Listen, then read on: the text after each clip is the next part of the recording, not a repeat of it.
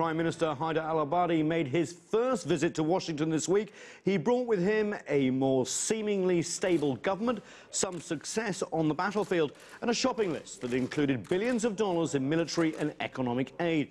But with intense fighting continuing against ISIL, plunging oil prices, and the need to restore essential services and rebuild war-torn towns, Iraq faces a $22 billion budget deficit. And while acknowledging the importance of US air support and training, Abadi came in search of more military equipment, specifically Apache helicopters and drones.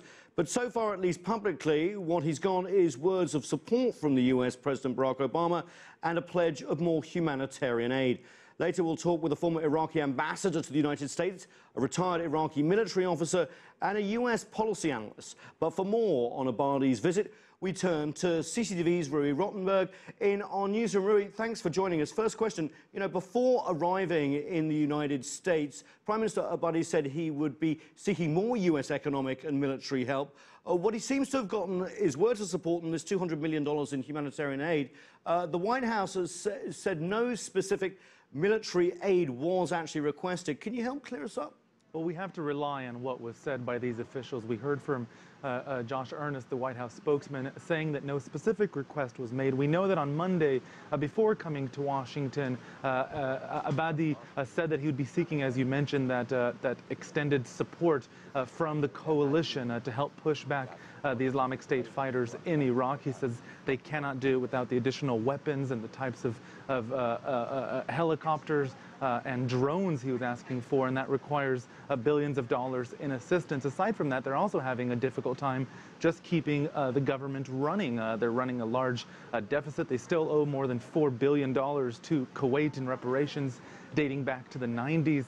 They're also paying government employees in areas that are effectively controlled by ISIL. So you have government hospital workers treating people who are injured, even ISIL fighters in some cases, being paid by the government in Baghdad. That's a very tricky situation. He wanted a lot more. He got this pledge of $200 million in humanitarian aid, and even that's unclear. It seems that's intended specifically for people who have been displaced due to the fighting. A lot of those, we understand, have been displaced are now living in the Kurdish area. Critics of this announcement say that they doubt whether a lot of that money will be routed towards Baghdad, will actually get to the people who need it most. But yes, definitely not a clear request as we're getting $4 billion in weapons and support from the coalition, from the U.S. that we had been expecting, according to the White House. Iran's role, obviously, in pushing back ISIL was, quote, discussed extensively, according to the U.S. president. What can you tell us what was said?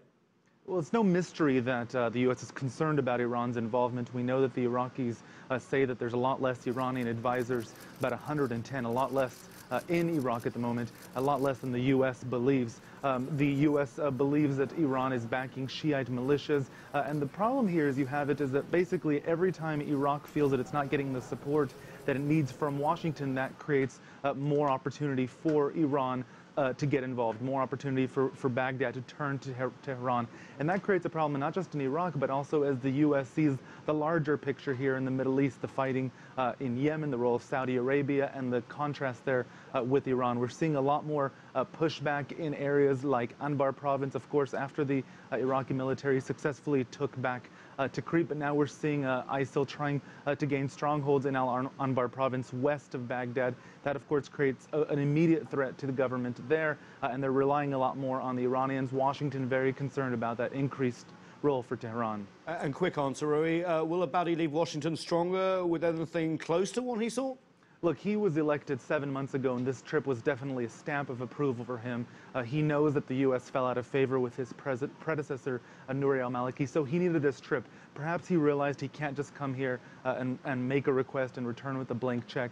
Maybe that was a reality check for him, but undoubtedly he got the approval that he wants at least. Rui Rottenberg, thank you so much from our newsroom.